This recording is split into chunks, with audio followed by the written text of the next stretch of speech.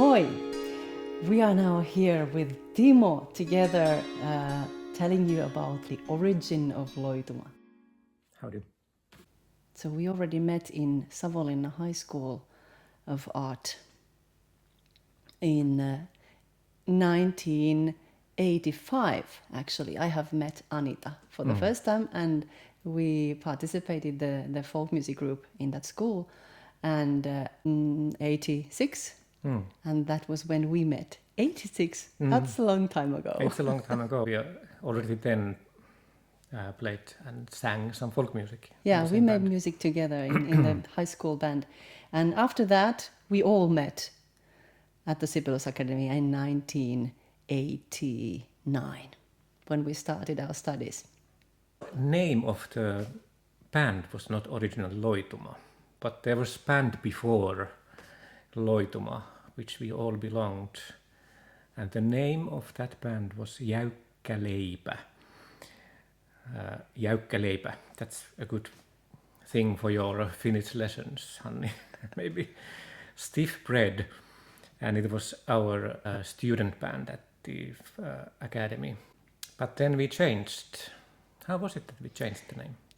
We changed the name during the process of making the first CD. We thought that it's not so nice to travel with a name like Jäykkäleipä. And we were thinking about the name, and we saw this map. We saw the map of the area where our summer cottage was, and someone just noticed a name of a lake. So Loituma is actually a name of a lake in eastern Finland.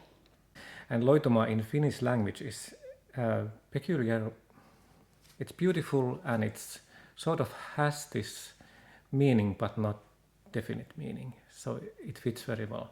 We all, except Anita, have as our main instrument, we have a musical instrument, not the singing. Anita was the lead vocalist or the main instrument vocalist all the time, but I had violin as my main instrument, and you and Sari had kanteles. Well, we played also Latvian and Russian and Karelian and many others as well, but those we had.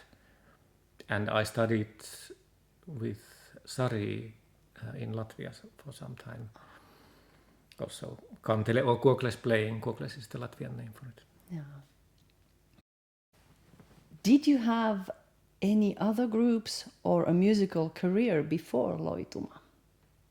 We had performed a lot already. So we had kind of musical careers already. And during the time at Academy, it was very active. Many students and teachers as well were involved in many bands and projects. And sometimes they were like bands for one project. There was an orchestral band for some, for example, dance project or something like that. Next question. Which moments of Loituma's life are the most interesting and memorable to you? This is a good one. There are many, but it's a long time ago. I think there are so many memorable moments that it's not possible to just name one or the most interesting. But I remember, for example, when we were practicing in the kantele classroom, and I was just sitting between here a big kantele on both of my sides, and I remember the feeling and the sound. It was really, really beautiful and very, very exceptional. The way we worked together was very democratic. Collaboration. We didn't have any leader, and we decided and talked about things always together, always. And also when we were touring, it was always very easy. Some words about our CDs. We made 2 CDs, 2 albums. The first one we released in 95, and that was the first CD called Loituma, and Ivan Polkka was on that CD. Barely was on that CD, actually. We almost dropped that song. Yeah, we were not sure that should we include it there. It's a bit different than the other tunes, but it was not only that, it was a bit challenging to record. So we were not sure about it, but happily we included it into the album. Yeah. So the first CD was released in 95 in Finland, and then it was released in the United States in 98, I think it was, and it was called Things of Beauty. And then our second CD was released in Finland in 98, and it was called Kuutamolla, In the Moonlight, and then it was released in the US 99. Next question. Who inspired you to make music? You could tell about some kantele players, maybe. Yes, we were very lucky at Academy that we had contacts to folk players. It's folk music department, but it's in the capital, in urban area, and folk music can live and survive in urban areas as well, but some of the living traditions are in villages.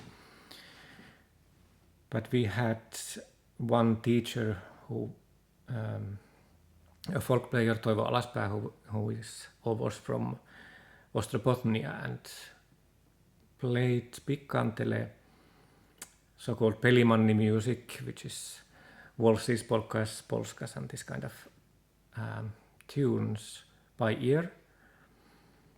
And it was wonderful to play with him and learn that kind of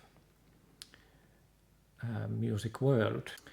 And then another kantele person who was teaching us was Martti Pokela, who was a composer and kantele player and had this view to music to compose together with us music and by ear and including improvisation and folk music elements, but then to take it to like a different sound so that it doesn't anymore resemble tradition so much. That was interesting way of working and making music as well. And we did actually do some of Martti's music together as well. We have Suo. Suo is Marshland. Yes, that's Martti's. His composition. And about the motivation in general, I think, of course, a big motivation was to proceed in our studies. Of course, we wanted to be professionally educated, modern folk musicians who base on the tradition. That was a big motivation, but also the music itself. The freedom of making music was really, really exceptional. And inspiring. Inspiring also. We didn't read any music. We just listened to the music and we copied it and then we developed it in other directions that we felt comfortable. Yes, and the inspiration came a lot from our teachers, basically. They were how they played, how they thought about music and life. And art. And art, yeah.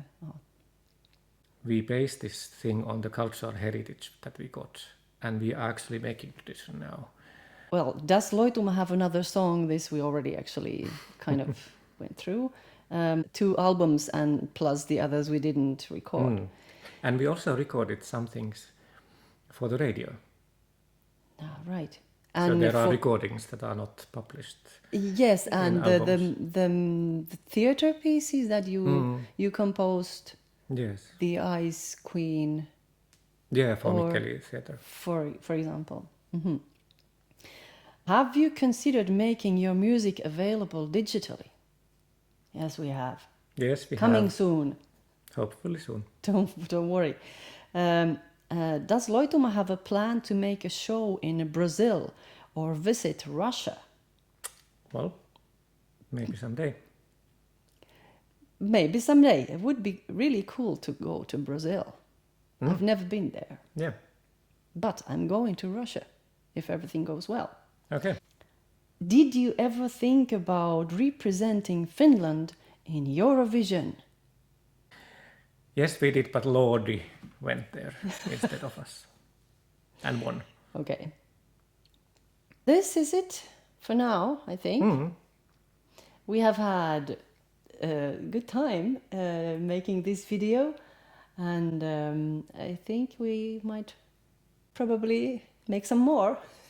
But this was some stories about Loituma, and I hope you enjoyed our discussion. And see you See you. soon again. Heippa! Heippa.